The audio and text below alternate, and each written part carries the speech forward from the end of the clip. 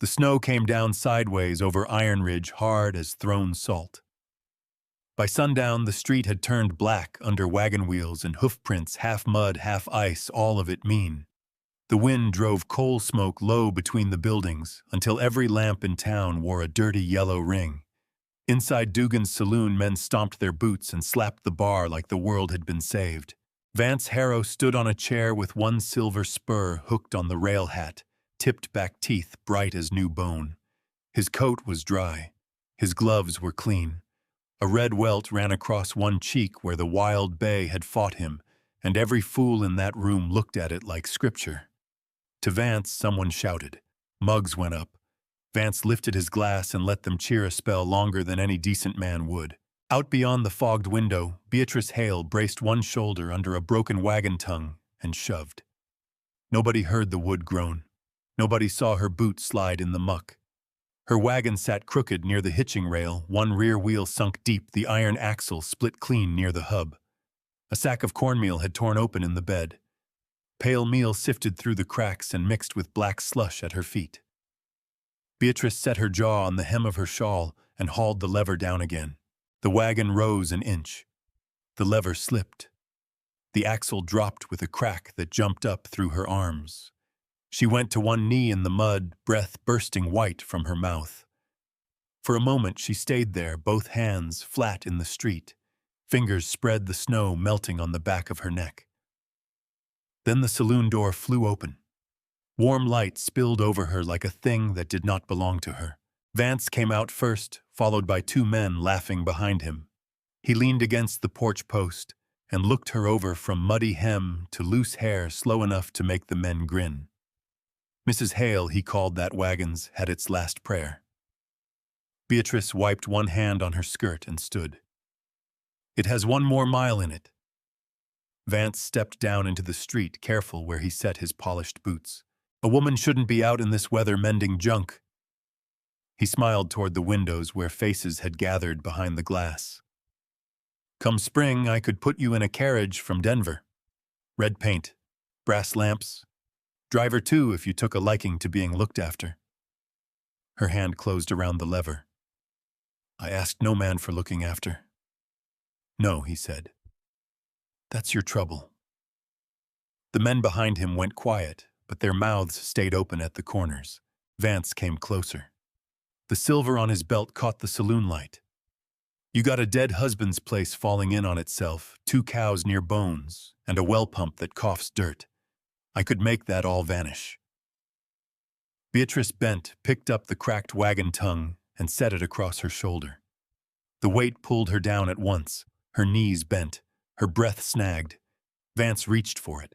She shifted away. Mud slid under her boot, but she did not fall. Marry me, he said, soft enough now for the men to lean in. You won't ever have to put your hands on broken wood again. The snow hissed against the saloon lamps. Beatrice looked at his gloves. Not at his face, his gloves. Then she lifted her own hand, palm split and red where the lever had torn the skin. She turned at once in the light. These hands are mine, she said. I'll not trade them for a cage with curtains. The porch went still. Vance's smile held, but the meat along his jaw jumped. 10 paces away under the black lip of the smithy roof, Gideon Ward stood with his hammer hanging from one hand. He had come out when the axle cracked. He had not stepped into the light. The forge behind him breathed dull red through the open door, showing the old burn down one side of his neck. The twist in 2 knuckles, the soot ground deep into every line of him. Men crossed the street to ask for his iron, then wiped their palms after taking it. Children stared at his scars until their mothers turned their heads. He watched Beatrice set that ruined timber higher on her shoulder. He watched her refuse a warm room, a full purse, a clean lie. Something in his grip changed. The hammerhead turned a little, catching one red spark from the forge. Beatrice took one step, then another, dragging the wagon tongue through mud and snow.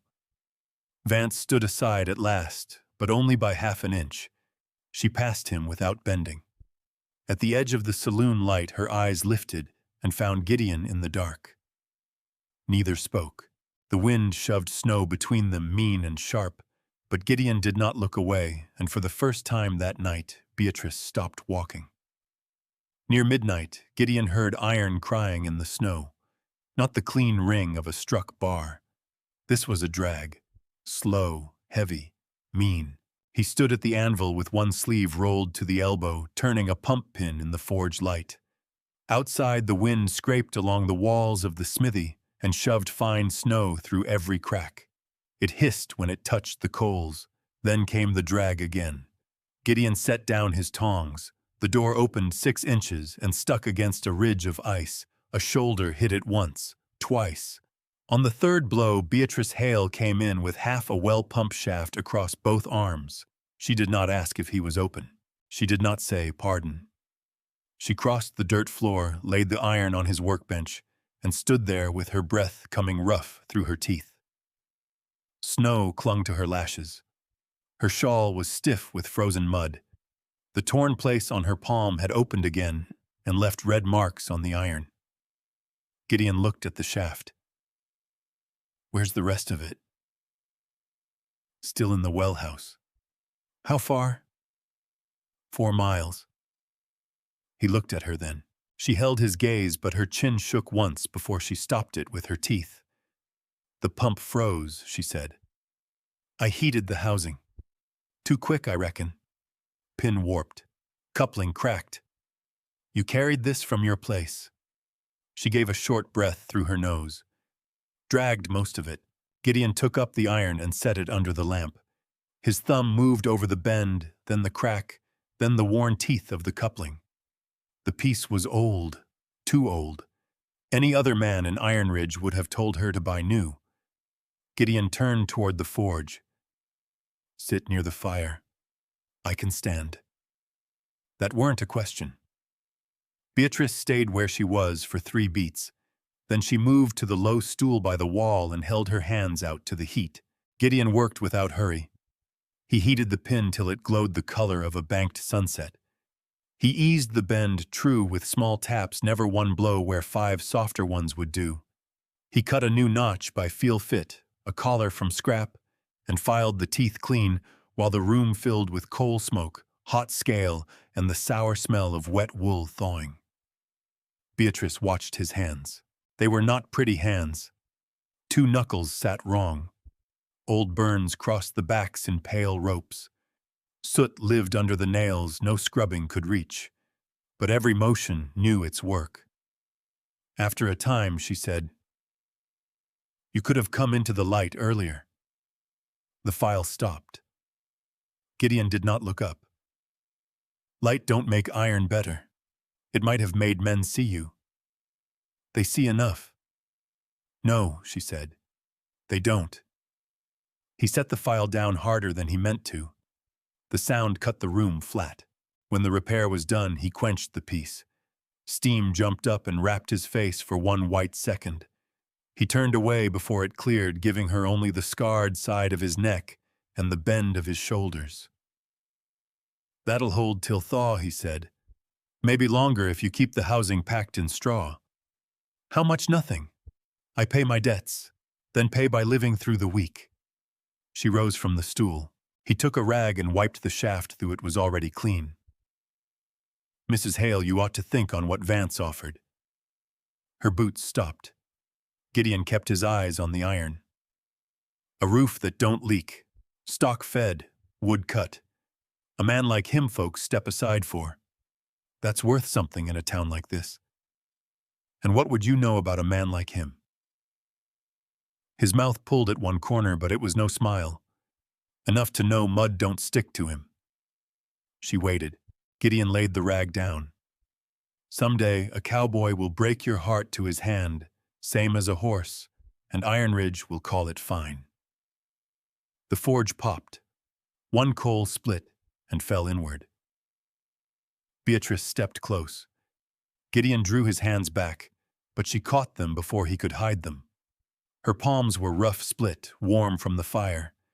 She laid them over his blackened fingers and held fast. He did not move. She looked straight into him. I would rather that man be a blacksmith. By morning, Ironridge had no shape left. Snow buried the hitching rails. Smoke from the chimneys came out flat, then vanished under the wind. The peaks above town were gone behind a white wall, and the only sound that carried was the long iron groan from the bridge. Gideon heard it before the bell. He was wrapping Beatrice's pump shaft in burlap when the first clang rang from the church tower. Not Sunday, not burial. Warning.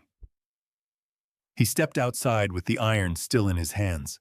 Men ran toward the east road, coats half-buttoned, hats pulled low. Without the bridge, no flour came from Silver Fork. No coal, no medicine, no mail. Ironridge would sit in the snow and chew on its own bones. Gideon started for the river. Half the town had gathered at the gorge. The bridge hung between two black cliffs, its iron ribs glazed white, its deck bowed under ice thick as wagon boards. Below the river ran dark and fast grinding flows against stone. Each time the wind struck the span, the whole thing gave a deep shudder that climbed through every boot on the bank. Vance was there in a buffalo coat, silver spurs bright against the snow. 3 cowboys held ropes tied to the lower rail. 4 horses snorted behind them, haunches tight leather creaking. "Pull it true," Vance shouted. "Ease her back before she drops." The crowd answered him with raised fists and raw voices. Gideon pushed forward. The ropes were fastened wrong. Not just wrong. Dead wrong. He saw it in one breath. The south anchor plate had twisted. The load was not in the rail. It was buried in the main pin under the ice shelf, and the cowboys were hauling against the bend like men trying to mend a cracked bone by kicking it straight. Gideon dropped the wrapped pump shaft near a stump. "Cut those lines." Nobody turned. He shoved between 2 miners. "Cut those lines now." Vance glanced over his shoulder. Snow clung to his mustache. "Smith, get back. That anchor's turned. We see the rail plain enough. You ain't looking at the rail that matters." A few men laughed. Not loud at first. They looked at Vance to see if laughing was permitted. His mouth tipped and the sound spread. Gideon pointed with one blackened hand toward the south pier. "That pin takes all of it. You pull again, it'll shear." Vance stepped close enough that the silver buckle Gideon had forged for him flashed at eye level. "You smell smoke in your sleep and think it makes you a bridge man." Gideon's fingers curled once, then opened. "I made those bolts, and I rode a horse yesterday that would have killed most men." Vance turned to the crowd. "Which craft you reckon we need today?" The men cheered. Beatrice came through the snow behind them, shawl tied hard under her chin, one hand carrying a coil of rope from her wagon. Her eyes went from the bowing deck to Gideon's face. He did not look at her long so. "Vance," he said lower now, "don't put those horses to it." Vance lifted one hand. The cowboys tightened the ropes. Gideon lunged for the nearest line. 2 men caught him by the arms. One drove a shoulder into his chest. His boots skidded. The bridge groaned again, higher this time, like a nail pulled from old wood. "Let go," Gideon said. A miner struck his wrist. Another shoved him hard. His heel found nothing but slush. He went down on his side in the black mud, cheek hitting ice with a dull crack. The crowd closed between him and the bridge. "Dirty Blacksmith," someone spat. "Stay in your hole." Gideon pushed up on one elbow. Mud ran from his jaw. His hammer hand shook, not from the cold. He looked through the legs of the men before him and saw the south anchor jump a hair's width. Beatrice saw it too. Her coil of rope dropped in the snow. Vance swung his arm down. The horses hit their collars. For one breath the bridge held. Then the sound came. Not a crack. A long, tearing scream of iron ripping itself apart. The south side dropped first. Planks burst upward. Chains snapped loose and whipped through the snow. One horse went down in its harness, screaming white steam from its nostrils. Another reared and dragged a cowboy flat across the frozen road. Men scattered. Vance did not move. He stood on the bank with both gloved hands open at his sides. His mouth parted, his bright spurs half buried in snow. The bridge was no horse. It would not mind a strong voice. It would not bow for silver or cheers.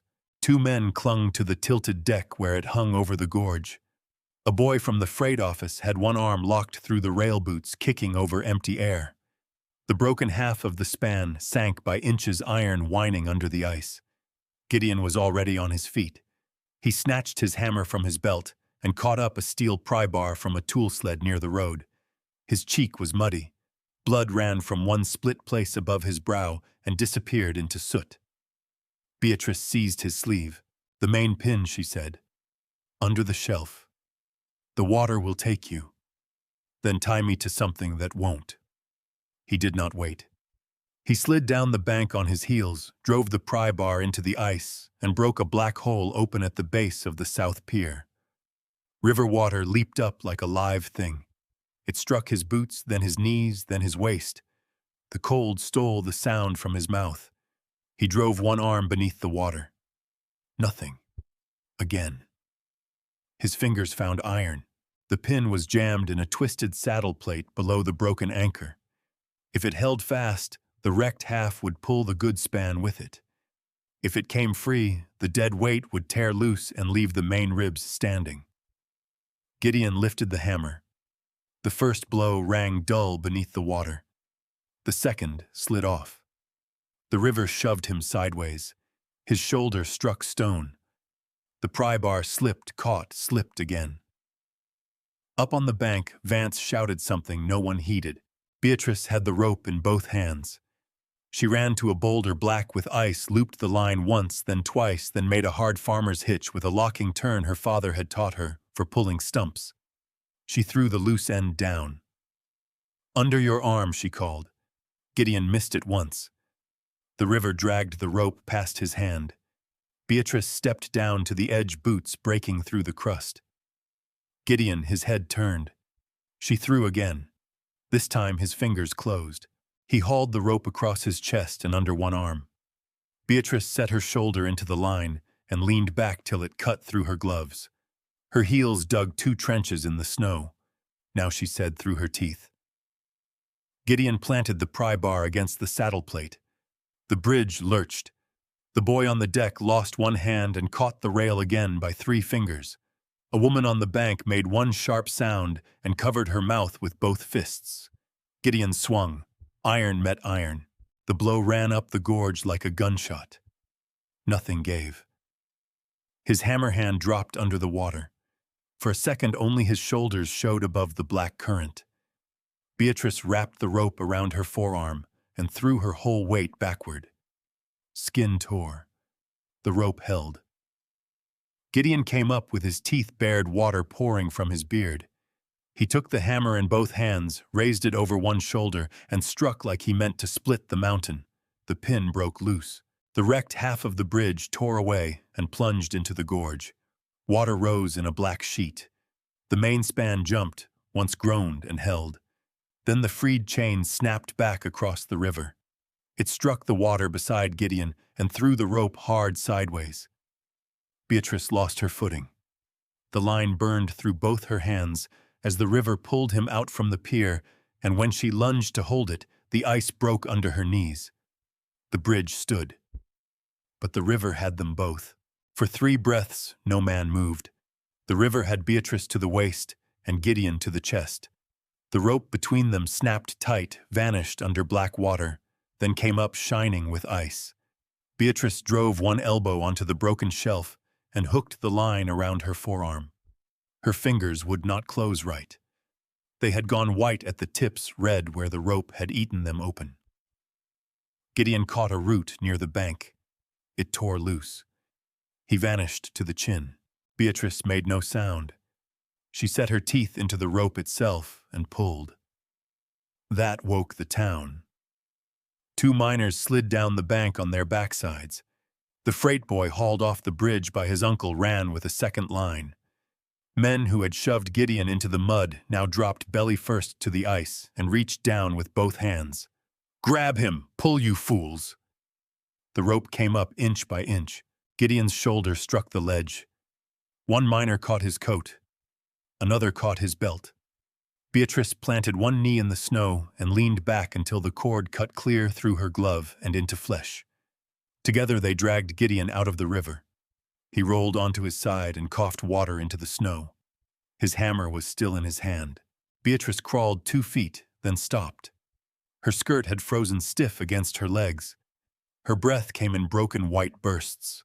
She lifted one hand and stared at it like it belonged to some other woman. The palm was torn in 2 long lines. Gideon saw it. He tried to sit up. His arms failed once, then held. He reached for her hand, but his own looked worse. Skin split across the knuckles. Blood ran thin from his fingers, watered down by river melt, dripping black-red onto the snow. All around them, Ironridge had gone silent. No cheering, no mugs, no boots stomping in Dugan's saloon. Only the river below and the creak of the bridge that still stood across the gorge. Vance stood at the road's edge. His buffalo coat was clean. His gloves were clean. Not one hair had slipped from under his hat.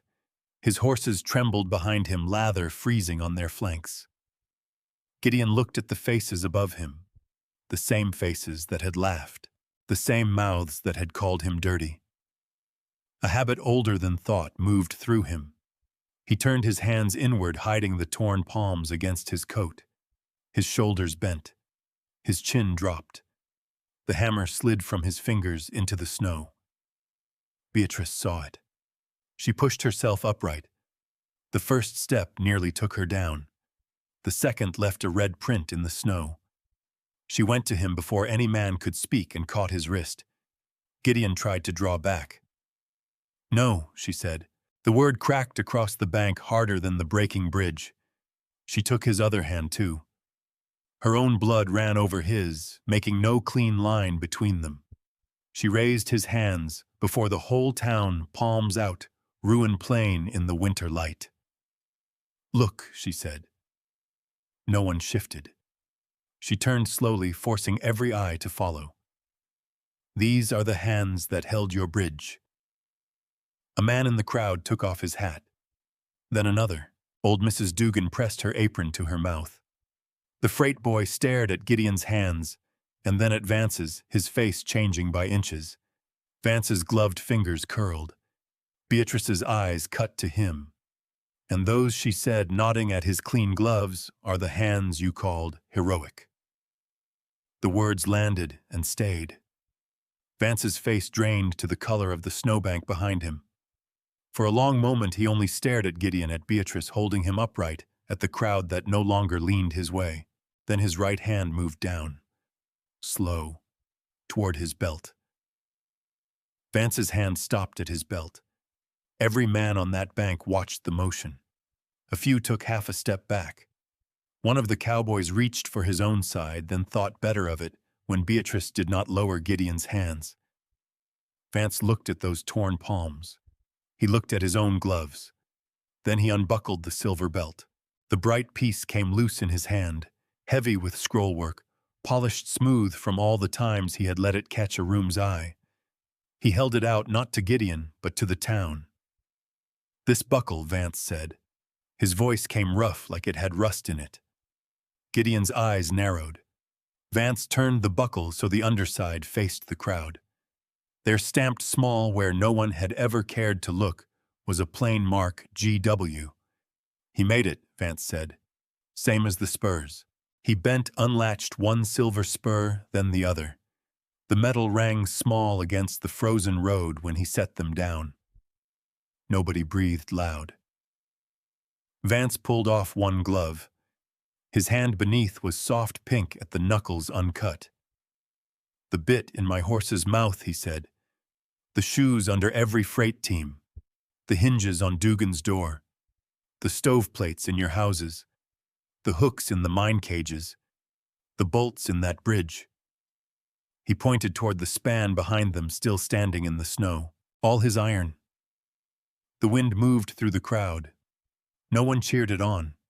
No one covered it with talk. Vance looked at Gideon, then not from above, not with a grin. His shoulders had lost their fine width. His hat brim sagged under melting snow. "I wrote on what you made," he said. then called you dirt for the soot it left on you. Gideon's hands lowered a little.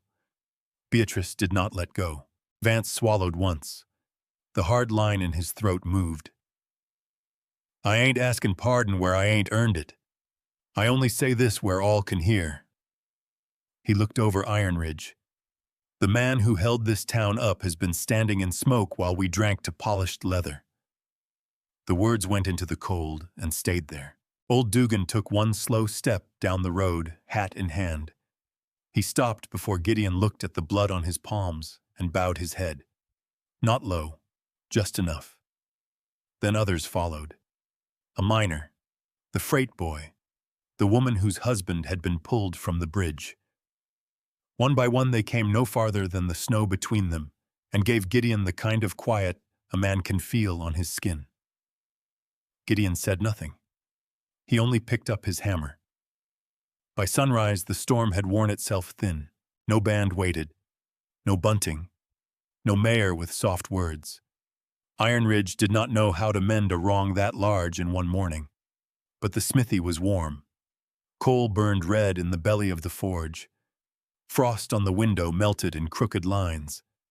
Beatrice sat on the low stool by the wall with 2 tin cups of coffee between her boots, steam rising plain and steady. Gideon had both hands wrapped, but his fingers still worked. He fitted her pump shaft back together on the bench, slow from soreness, exact from habit. When the last collar slid home, he tightened the pin and gave the iron one small turn. It'll draw water, he said. Beatrice lifted one cup and held it out. He took it. Their bandages touched. Outside, a wagon rolled over the street, and somewhere beyond the rooftops, the saved bridge gave one low iron creak, not breaking now, only bearing weight. Gideon looked down at their hands, hers torn by rope, his torn by river and steel. No hiding, no turning away. Beatrice smiled first. Gideon, with soot on his cheek and fire in his face, smiled back.